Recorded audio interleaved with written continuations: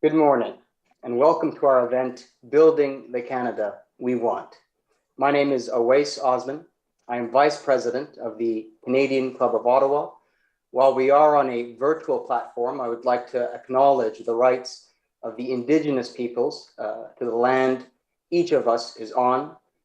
For us, the Canadian Club of Ottawa, that land is the unceded and unsurrendered territory of the Algonquin, the Anishinaabe, are the original inhabitants of the territory where the Parliament buildings overlook the Ottawa River, which is just downstream, one of the most sacred sites for Indigenous peoples. So thank you, or miigwech.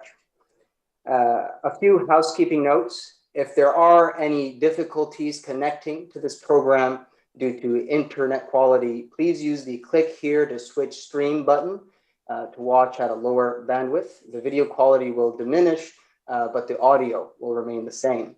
If you're having any technical issues, please click the request help bubble at the bottom right corner of the webcast page.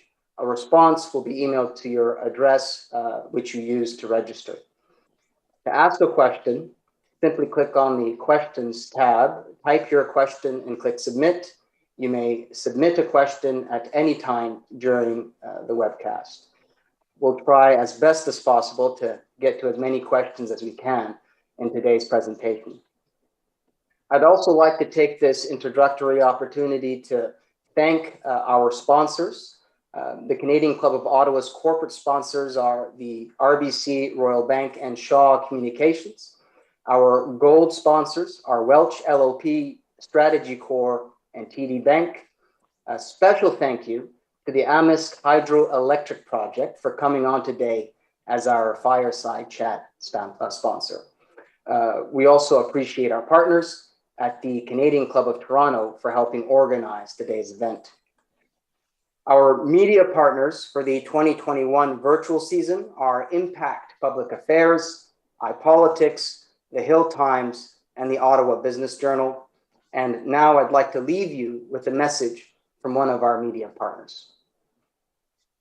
iPolitics is a proud sponsor of the Canadian Club Ottawa.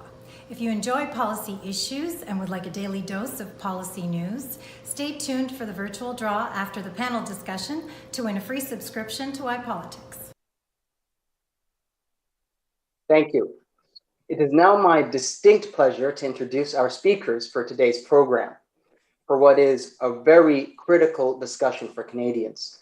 As many of you know, the pandemic has disrupted our lives in many ways, but it's also given us a once-in-a-generation opportunity to reflect on the society we want. And as part of that exercise, we also have the opportunity to identify opportunities for infrastructure investments for the Canada we want in the next 30 years.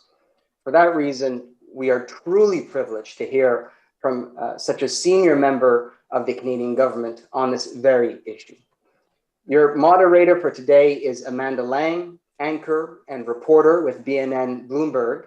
Amanda has been covering business news in North America for over 20 years and is a pillar of the industry. She's also a best-selling author and was a key part of the team who launched BNN Bloomberg's predecessor, Rob TV, in 1999. I'd like to introduce today's honorable speaker, the Honourable Catherine McKenna, Minister of Infrastructure and Communities. In 2015, Minister McKenna was elected the first female member of Parliament for Ottawa Centre and appointed Minister of Environment and Climate Change. Taking on her current role in 2019, Minister McKenna has focused on launching Canada's first national infrastructure assessment to identify priorities that focus on growth, inclusion, and a path to a net zero future by 2050. Honourable Minister, I leave the floor to you. Well, thank you very much, Awais. It's great to be here. The Canadian Club has been Canada's podium for over 100 years. And I think it's great that you've been able to adapt and reach many more people. My dad's even tuning in, so good news on that. I want to start by recognizing that I'm on the traditional unceded territory of the Algonquin and Anishinaabe people. And you can see behind me a piece of infrastructure. I've got a birch bark canoe, turn of the century birch bark canoe made by Algonquin peoples, which is always a reminder to me of the importance of good infrastructure and of navigating the waves, but also remembering our history and the opportunity to move forward in true partnership with Indigenous peoples. It's great that Amanda Lang is able to be joining me today. I know we're going to have a great chat. Amanda will ask hard-hitting questions, no doubt. So please stay tuned. And I think she's also going to moderate a discussion. Well, what a year it's been. It's hard to believe that it's already been a year that we've been through the pandemic. La pire pandémie depuis un siècle. Des vaccins arrivent chaque semaine, heureusement. Mais la crise continue. Et nous devons trouver une façon de sortir de la pire récession économique mondiale depuis la Grande Dépression. I really believe that Canadians will look back on this time of the pandemic and Canada's collective response to build back better.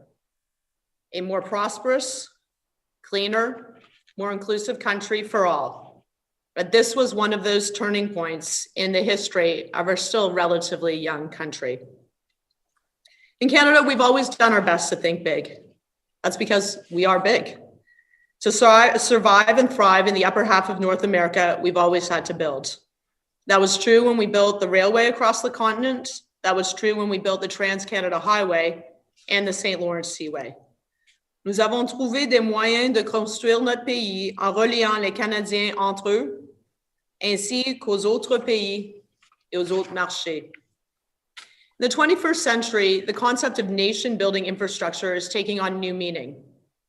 It's not just about railways, roads, bridges, and ports, although it is about that. It's about public transit, cycling paths, and electric vehicles that help us get around in faster, cleaner, and affordable ways. It's affordable high-speed broadband across the country and digital infrastructure that allows us to connect one with each other, with another. It's nature that provides resilience against extreme weather and climate change. It's clean energy, transmission, storage.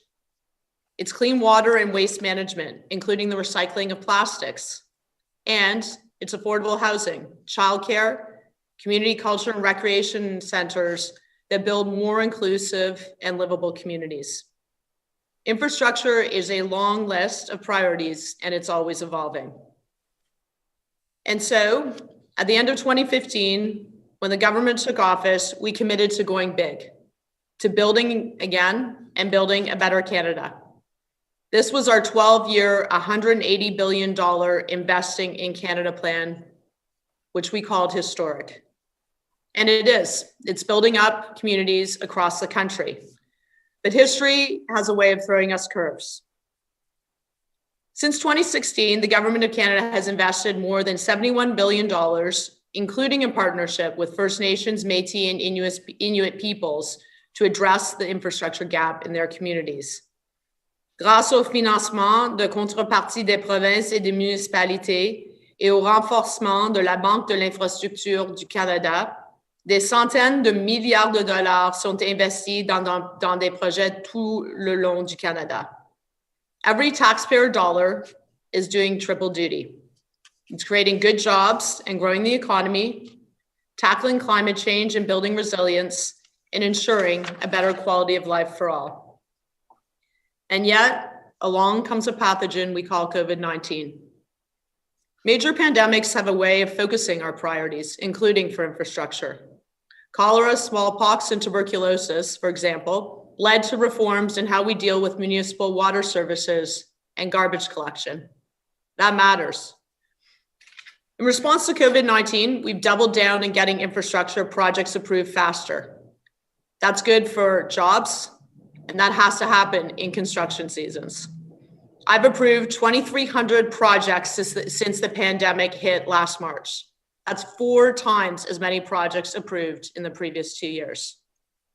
We're also supporting projects that help communities adapt to COVID-19, like better ventilation in schools and long-term care facilities, and investing to address urgent housing needs.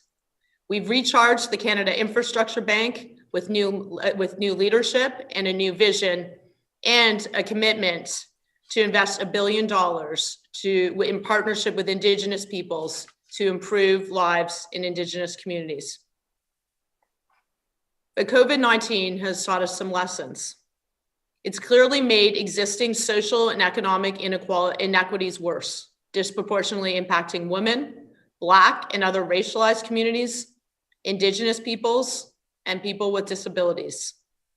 That's why when we build back better, it is even more important to address these inequities by investing in key areas, including childcare, affordable housing, public transit, high-speed broadband.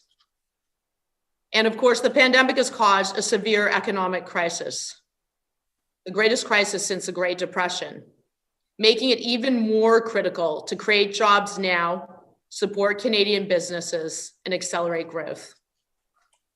This past year has been a blur, a breakneck race to protect people, to save lives, to save jobs, to protect communities, to procure vaccines, and now to get those vaccines into Canadian arms as quickly as possible. Every country in the world is in the same race. By any measure, it's been a global crisis. And it showed us a lot about how we must all pull together, look out for each other, be guided by the science and evidence, and reject the rampant misinformation that's so easy to find online. It's shown us how we must cooperate, government to government, nation to nation, and work with industry and all Canadians for the greater public good. Which brings me to climate change. In comparison to COVID-19, climate change is a global crisis, but it is happening to people in relatively slow motion. But let's be clear, the climate crisis is real and it's accelerating, and it's the biggest economic opportunity in a generation. We must act. So let's put all of this together. Historic ambition in infrastructure that marks the floor for our ambition, not the ceiling. A pandemic that has revealed or exaggerating the cracks and fault lines in our communities. The need for an economic recovery on the scale of the post-war years in the middle of the last century. An urgent climate crisis. And the need to address disparities to promote inclusion. We will get out of the pandemic. Governments have had to act with unprecedented speed and agility. And it's not for me to assess how successful governments have been, but we've proved we can move fast on a global scale when we have to. And the climate crisis has made clear that we need to redouble our efforts and transition as quickly as possible to net zero emissions. As I've said, this is $1 trillion economic opportunity, including for clean energy, Canadian businesses with clean technologies, and partnerships with Indigenous peoples on Indigenous-led solutions. We will need to support affected workers and communities to ensure an equitable transition. But we're also in a competitive global race at a time of a rapidly changing climate, digital transformation, changing demographics, and shifting politics. Countries with next-generation infrastructure will be outsized winners at this critical moment of transformative change. Des investissements bien coordonnés dans les infrastructures à court, moyen et long terme sera donc d'une importance capitale. Les ressources gouvernementales étant déjà utilisées au maximum, nous devons investir judicieusement les fonds publics, tout en collaborant avec la Banque d'infrastructure du Canada et en tirant parti des investissements du secteur privé pour accélérer la transition vers la carbonalité neutre et investir les fonds requis pour bâtir le pays que nous voulons. But we won't achieve our infrastructure ambition by accident. Working with Canadians, using the best available data and guided by global best practices in infrastructure planning, investment, design, and management, we can chart out a forward-looking roadmap out to 2050 to guide new infrastructure investment in Canada, including nation-building projects. That's why today I'm very excited to say we are launching public engagement on Canada's first national infrastructure assessment. The process we're starting today is the first step to transforming how we invest in infrastructure. This will start with an engagement paper and a series of conversations with Canadians. And I expect to establish an independent advisory body after this opening engagement period wraps up on June 30th. This work is key to fostering Canada's long-term growth and competitiveness, to driving to net zero emissions and increasing the resiliency of our infrastructure to a changing climate, and to improving the quality of life for all Canadians.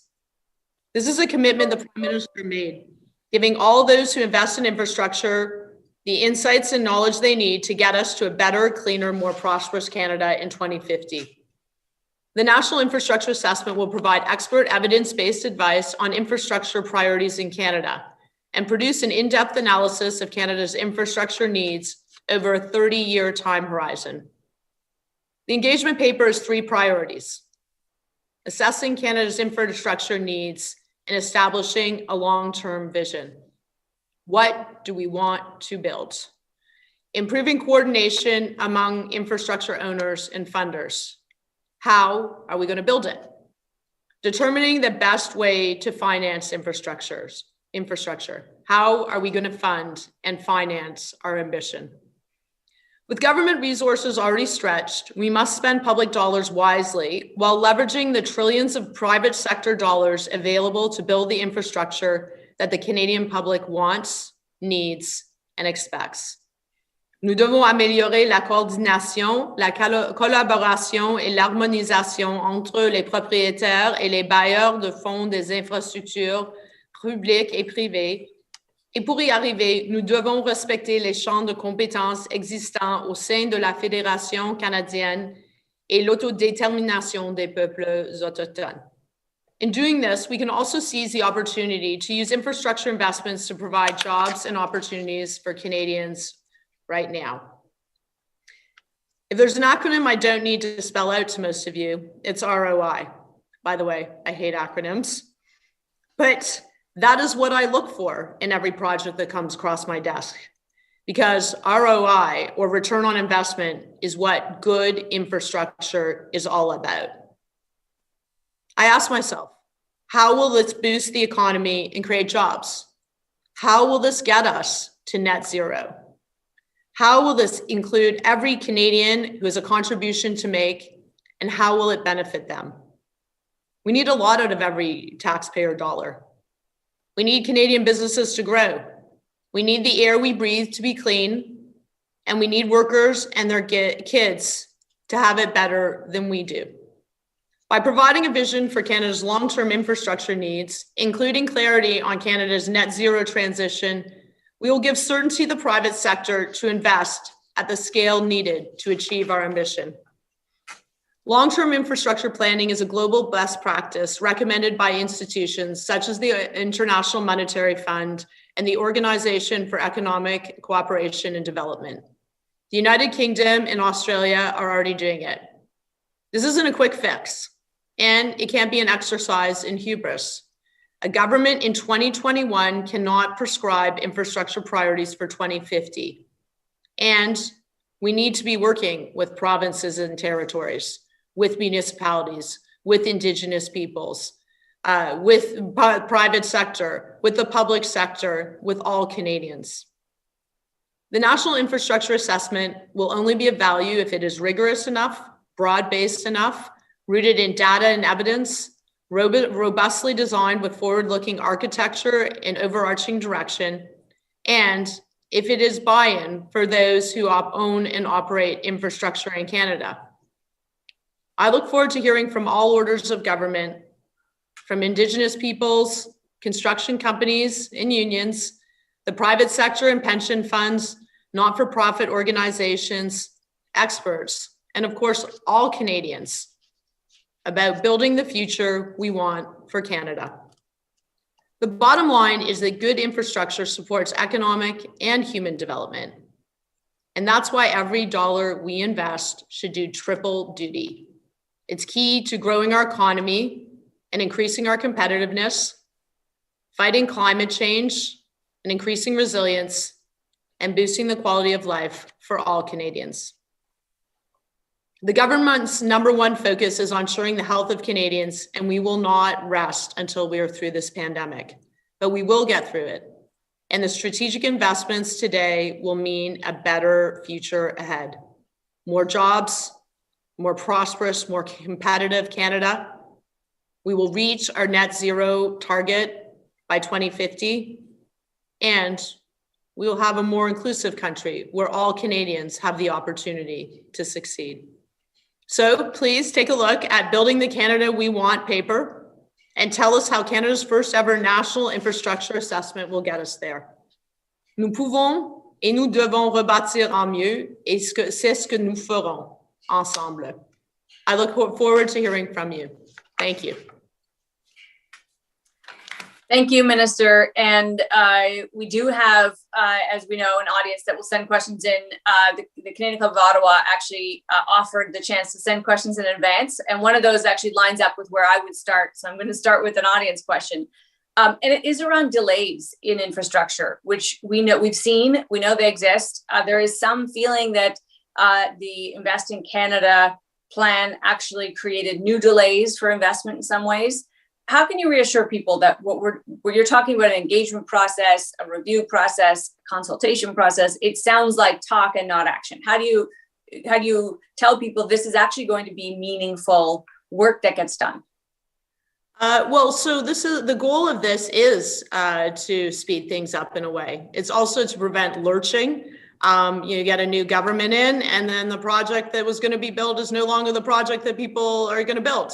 And I think that's really important. But first of all, let's be clear about the Investing in Canada plan, that it is delivering huge benefits to Canadians across the country. When we came in as a government, we committed historic amounts of money, $180 billion to invest in infrastructure. In terms of the program under Infrastructure Canada, the $33 billion is in partnership with provinces and territories. And I think this is an important part that we'll get to probably discuss in more detail. But I think we need better alignment with provinces and territories and coordination, because under my plan, we can't approve a project unless it lands on my desk. So it took a while for provinces and territories to bring projects forward. I will tell you, my number one priority, as a member of cabinet, keeping Canadians safe and healthy, but in my portfolio is improving projects as fast as possible. Every week, I sit down with my department to say, okay, construction season, let's go through every project we have. How are we going to get them approved? Make sure we have the information. But a national infrastructure assessment is a different beast. It's really about being smarter about how we move forward on infrastructure. We need to say, okay, where do we want to be in 2050? Because infrastructure, you can do fast infrastructure projects, but many of these nation building projects take years. They need planning, they need buy-in. And we need to figure out by 2050, if we're going to be net zero, you're not going to get there by accident. It is not going to happen. And I say that someone who spends a lot of time thinking about climate change. But we have solutions, we have clean tech companies, we have low carbon building materials. But if you're going to get there, you need to plan it out. And once you plan it out, and once you have buy-in from provinces and territories, and I'm not saying that buy-in to my plan, the plan that Canadians want, then you can actually have short and medium-term priorities, and you don't lurch, and you continue to invest in infrastructure. So our government just announced we're investing in public transit, $15 billion in the shorter term, but $3 billion ongoing. So that's good, because if you're going to build big projects, multi-years, that take a long time, might have different phases, you need to know the money is going to be there. So I think this is about being more disciplined, about being more focused, not by the federal government, by everyone that is engaged in infrastructure. People may not know this. The federal government only owns 2% of the infrastructure in Canada. Great majority, 60%, is municipalities, then provinces, and then Indigenous peoples. And of course, there are not-for-profits in infrastructure. There's businesses that own infrastructure. But we're a big funder of infrastructure. So I think if we can all get focused, we can actually achieve these goals and provide certainty and get projects going faster. So you don't have lurching, you have the funding there, and you can actually move forward in building what we want to build. And you hit on there one of the challenges of governing in general, and that is the kind of the cycle of it. You need to get reelected. If you're not reelected, another government comes in, and often one of the first things they'll do is remove the easy to remove policies of the previous government.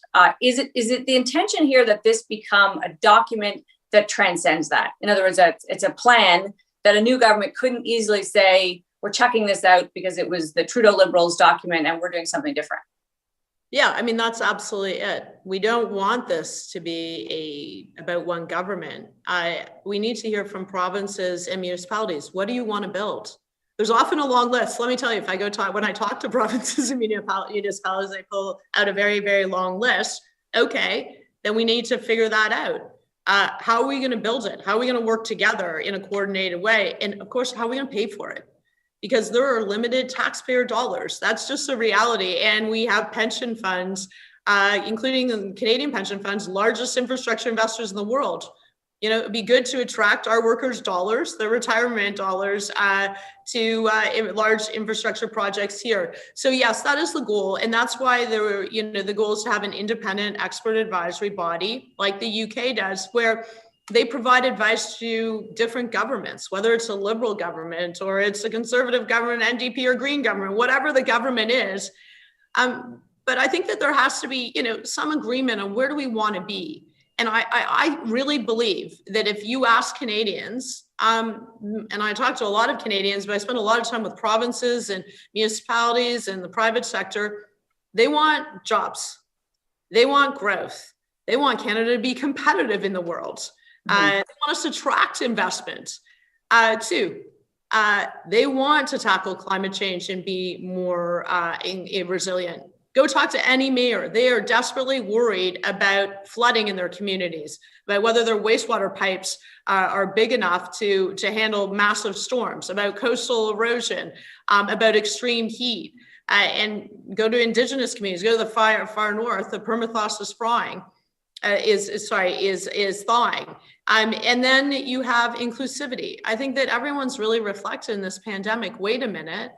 Why are so many people falling through the cracks? Like women without childcare. How can we be productive as a society if women aren't able to have to stay home to care for their kids if they want to go to work? How do we need better affordable housing? We need to be making sure that Black Canadians and racialized Canadians succeed and that we've built the infrastructure they need. So if we can get agreement on that, then I think then you can hear, okay, what do we need to build to achieve our broader goals, and how can we all work together toward those ends in a cross-partisan, multi-level of government, public and private sector way? The challenge here is, you mentioned those big national projects that we managed to get done, the railway, the Trans-Canada Highway, the St. Lawrence Seaway. It's been 70 years since we've had a project like that. And the big projects we have now, we definitely don't seem to be able to get done. We think of pipelines as kind of a central one, but there are other examples where provincial issues, municipal issues, whether it's a gas plant and where it should be, we all know that these infrastructure projects are hot button issues. How do you keep the kind of NIMBYism at every level, not just the citizens who might engage here, but also the municipality and the province that might engage in the future of what infrastructure should look like? Well, so I think that's why being very clear about what outcomes you want. And I think I'm really into outcomes. So you want to be net zero by 2050. There are implications to that.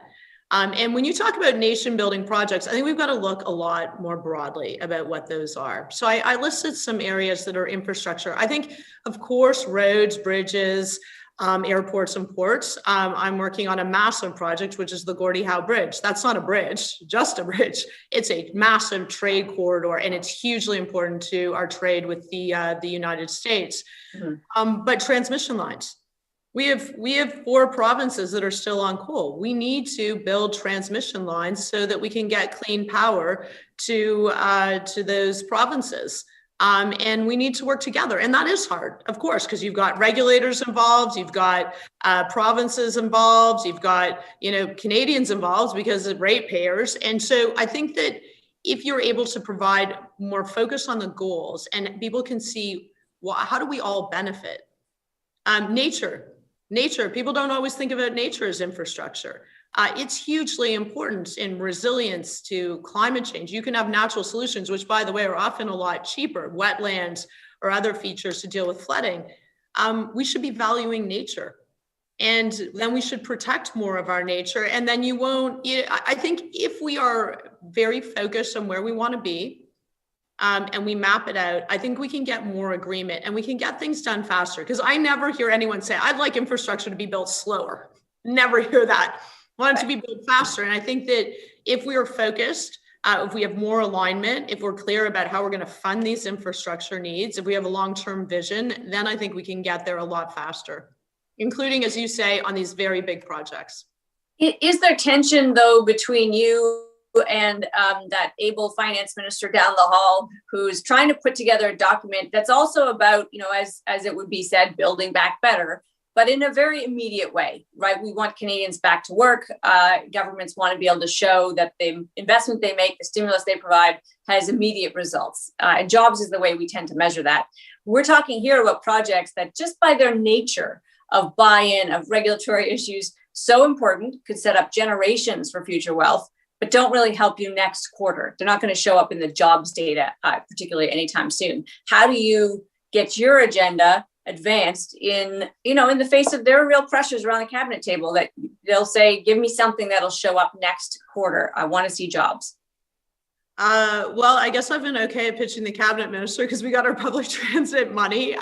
But look, I mean, the finance minister has a very difficult job. Luckily, Chrysler Freeland has great experience and she has a clear vision. But look, I think she's focused on how do you get growth and jobs. And that's what infrastructure is. Of course, it's longer term pieces, but it's also shorter term. But I'm also demonstrating how I can crowd in private sector capital. So a big focus of mine has been really recharging the Canada Infrastructure Bank, being clear about what its priorities are. I've said to the new leadership, we're very lucky to have Aaron Corey, formerly from Infrastructure Ontario, as the CEO, Tamara Vrooman from Van City, but now with the Vancouver Airport Authority as the chair. I've said, okay, we recharge this. I've given you a clear mandate. First quarter, I need to see projects. And so, you got to have goals. But if you're bringing more money to the table, I can also demonstrate to the finance minister, but also to Canadians, that it's not just about the federal government funding. It's about, making sure we crowd in the private sector. And it's also about getting multiple outcomes. It's about jobs and growth. It's about climate action, and it's about building a more inclusive country. I always pitch on those three things because that is what I believe good infrastructure is about. As you noted, the role of Canada's pension funds is an important one. They invest globally. They've got lots of money at their disposal. That's our tax dollars and our future retirement at work there. How do you attract them here? Presumably, it's back to that ROI. It's just a sheer cost of capital and return kind of analysis. So what do we need to do differently to get them stepping up more?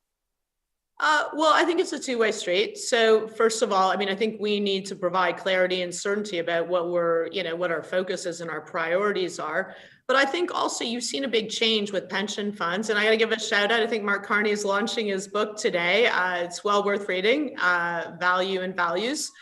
But they've really started to understand that they need to think about what they're investing in, and ESG is really important, but also driving to net zero is a thing, and there's a huge economic opportunity. So I think that we're meeting, that there is a meeting of the minds, that we are serious about getting to net zero. We're serious about significant investments in infrastructure.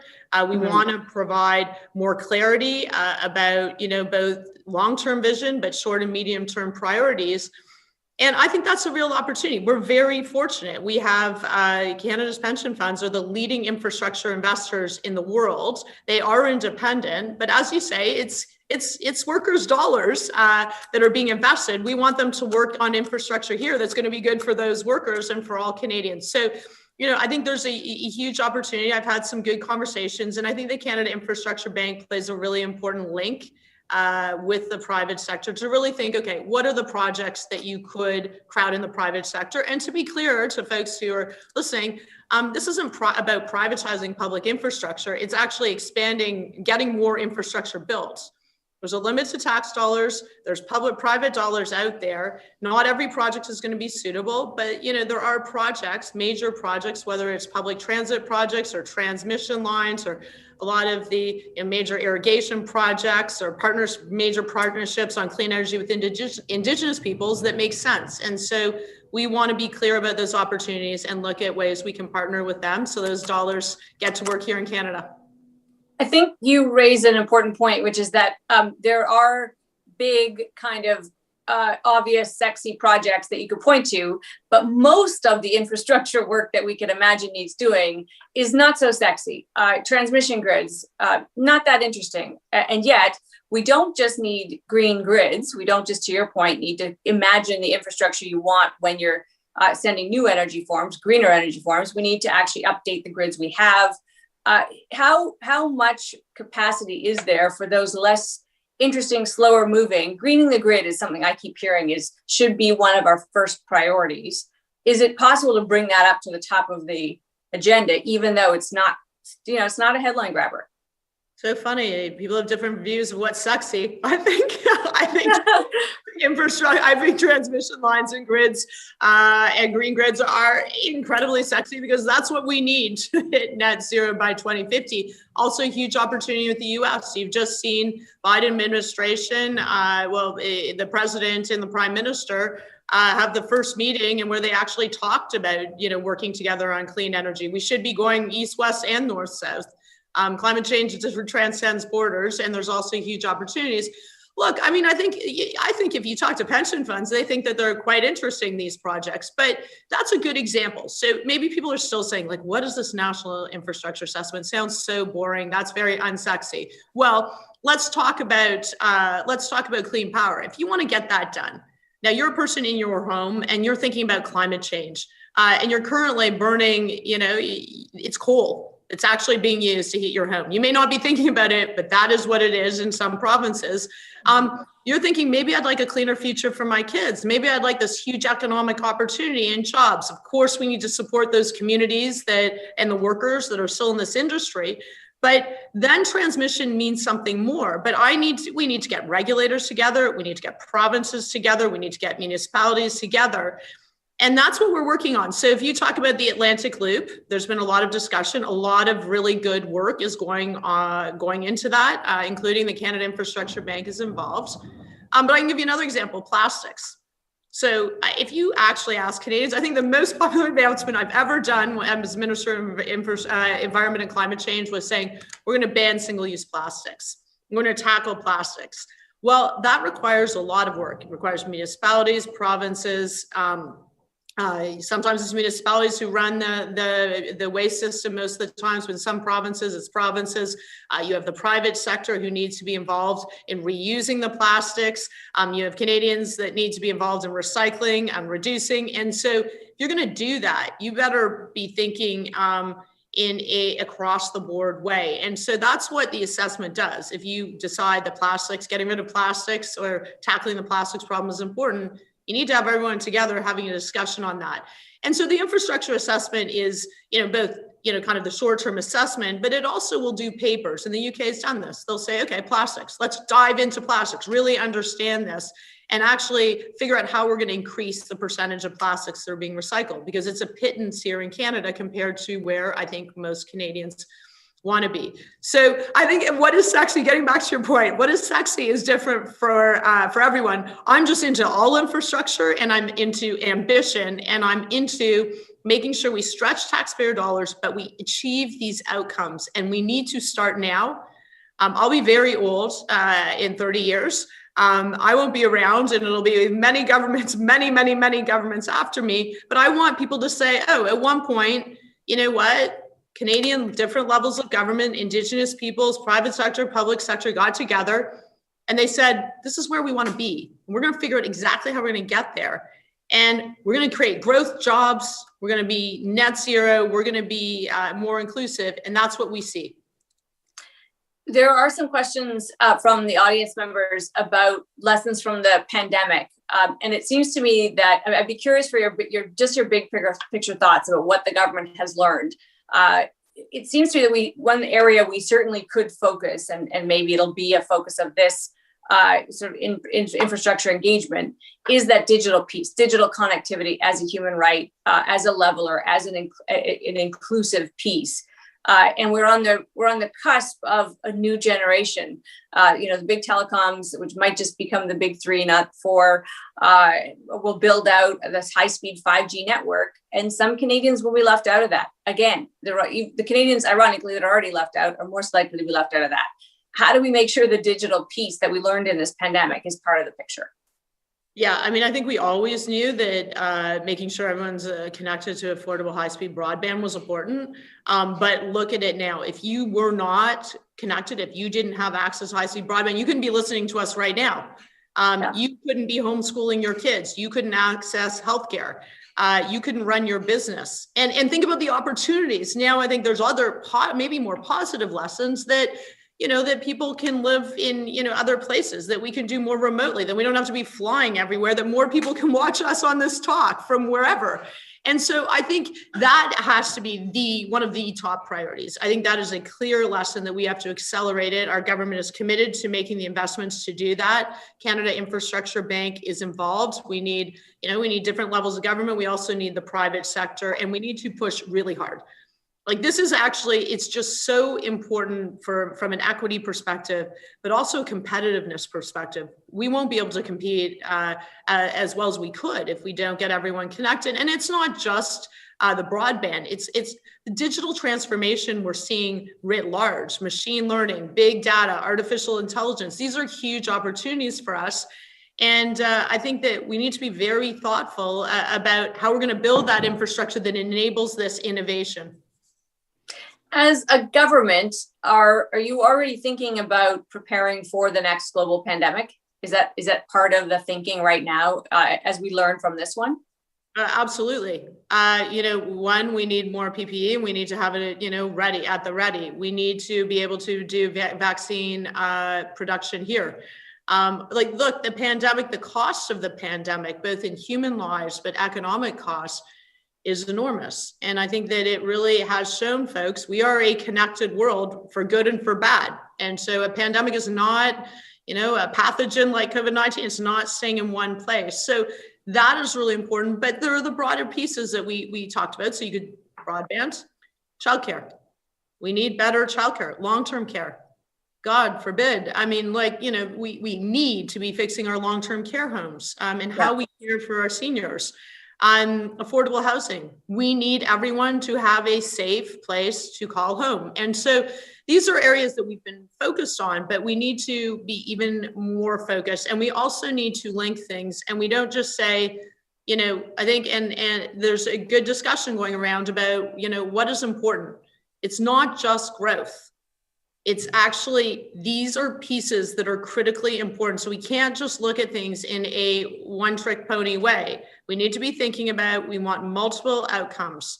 The health of Canadians is incredibly important. Of course, it's an economic issue, but it's an equity issue. It's a human right issue. So I think these are the opportunities. And I think these are the serious reflections that we're having, but I think that all Canadians are having as a result of the pandemic.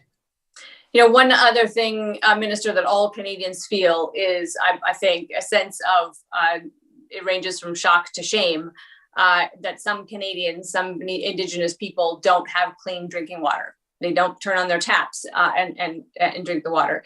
This is not a problem. Anybody who's spent 5 minutes researching it knows of either political will or of money. A lot of money has been spent, or at least sent towards this problem. I don't know where it's been spent.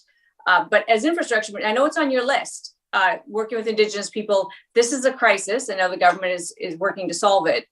Can you just give us some insight into some of it's got to be complex, because as I say, time and money's been spent and we're not getting there. What's going on with clean drinking water? Well, I can tell you that Mark Miller, my colleague, is working extraordinarily hard. And I mean, I think that it is one of these issues. I mean, infrastructure, it sounds easy, but it can be complex. And I mean, I think number one, you need to change how you partner with Indigenous peoples. I don't think it works that you just send folks in, build some infrastructure, and you leave. And there may be not the capacity there. There may not be the funding there to continue on the operating side. And that's not the way that you're going to get reconciliation or true partnership. So I think how you do it and how you tackle this problem is incredibly, incredibly important. Money does matter. Previous governments have underinvested. We know there's a huge infrastructure deficit when it comes to, yes, clean drinking water, but across the board in Indigenous communities. I focus on all my programs having a separate allocation that is by distinctions, on a distinctions basis, First Nation, Métis, Inuit for Indigenous peoples.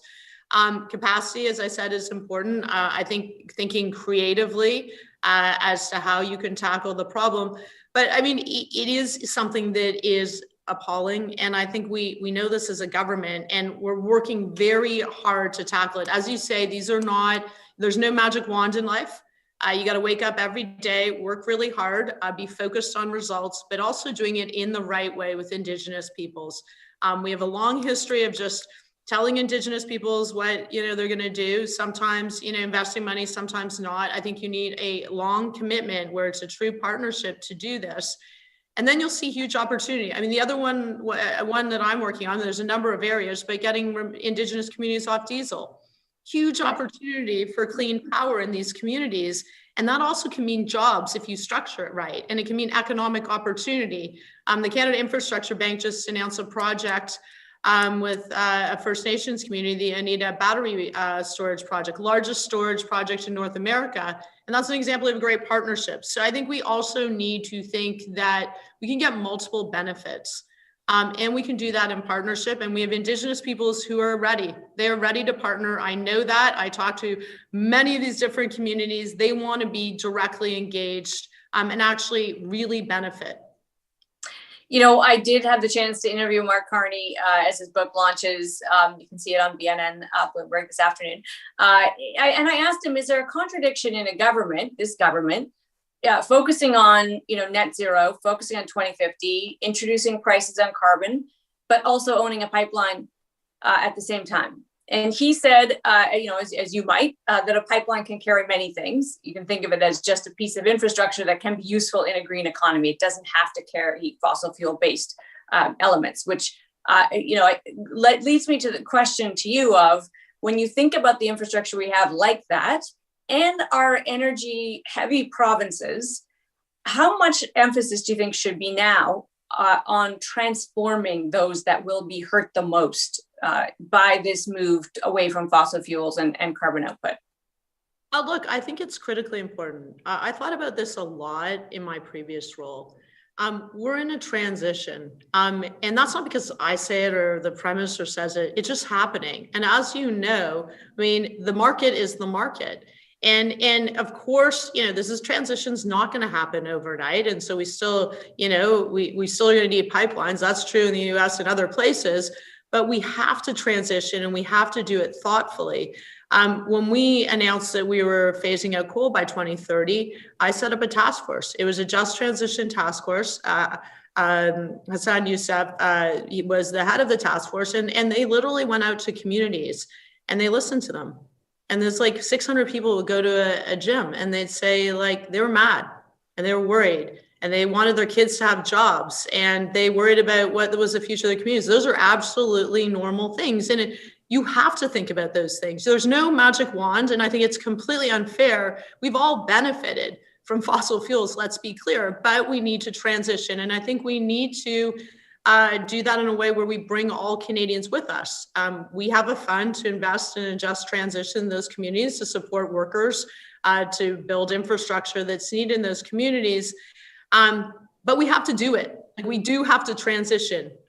Climate change is accelerating, but that's the opportunity. That's why I think if we get agreement that we have to be net zero by 2050, then you can actually map it out and look at all the opportunities. And the Canada Infrastructure Bank, the first project they announced under their growth plan was with Alberta, was a massive irrigation project, which is going to be amazing for farmers and ranchers. We're very lucky in Canada. I say this all the time. I've lived in other countries like Indonesia, and we have so many amazing assets. We have a very smart population. We have an abundance of nature, of clean energy, of the minerals we need for the economy of the future. We believe in immigration. All of these we're a wealthy country, although we have disparities we need to deal with. This is the opportunity. I think that, we need to realize that, it's like Wayne Gretzky, where's the puck going? Let's go there, and let's do it with ambition, but with discipline, and recognizing it's not just up to governments to do it. It's the private sector as a role, the public sector, and all Canadians have to be on board. And there's no point in fighting each other. I mean, we can have disagreements, but we should figure out, where do we really want to be? Because at the end of the day, certainly politicians, we represent Canadians. And doesn't matter what political affiliation is, you represent them, whoever, you're elected to represent. And I think that's the opportunity. And I think it's hard. Transitions are not easy. It's not just a transition to a cleaner future. There's a digital transformation that's having an impact on workers. And so I think we need to be thoughtful about that. And that is part of, it's not going to solve everything a national infrastructure assessment is, but it's about having these reflections. Do you expect at the end of this process, which would be, as you said, the end of June, that there will be a dollar figure that goes with it? In other words, will there be a kind of a target estimate of what this national infrastructure plan needs? I think we definitely need to look at what the dollar figure is, because I think, not that it'll shock people, but it probably would. As I said, if I just took the list from provinces and municipalities and added it up, people would be like, whoa, and then put on top of that, okay, net zero, what actually is required, it's going to be a huge quantum. You've had Deloitte look at it in the trillions. Okay, that's fine. It's just now, how are you gonna do that? And remember, when you invest $1 in infrastructure, that is jobs and growth, and especially if you're smart about it. And we have the private sector to get there. And so I want people to say, okay, whoa, that's a big number. And then you can either subtract what you want to build, or you can figure out, how do you bring in more money? Those are your options. And so I think that most Canadians would say, yeah, you know what? We want to do these big things. We want major public transit projects. We want transmission lines, go across the board. And then, then we figure out, okay, how are we going to get there in a thoughtful way? Or maybe we say we can't do everything, but these are the things that are really the most important when we look at growth, when we look at climate, when we look at inclusivity. And do you have a timeline in mind? Again, if it's the end of June for the engagement process to wrap up, when would you like to be able to say, as a minister, this is the first project that is a result of that process? Well, so I want everyone to be clear. We're still moving forward on projects. So it isn't, the assessment isn't really about the first project. Of course it is, because you want to have these short and medium term priorities that set out projects. It's really about, okay, we've got to get transmission lines. We got to get these transmission lines. These are the transmission lines, or we need charging stations across the country. We need energy storage. But this is going to be a process where you're going to get documents, going to be, relatively high level, setting out, okay, these are our priorities. This is how much it's going to cost. This is how we think we could fund it. And then you're going to have to go dig in. And that's why you need an independent body. That's what the UK had. So they say, okay, this is what we're going to do. We have a vision. We definitely know we need to build, transmission lines, pick that, or we need to protect more of our nature because that's important to resilience, whatever the piece is. And then you really need to understand, what does that mean? And that's when you have to dig deep and get alignment.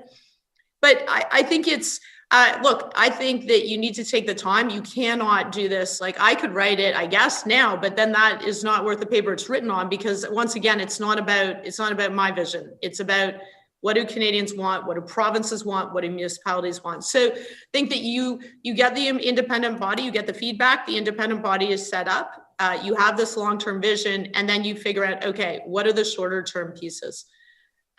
But we're going to still continue building. We're already doing that with public transit, historic investments, 13 times more invested in the last government, and now additional money so we can get those bigger projects.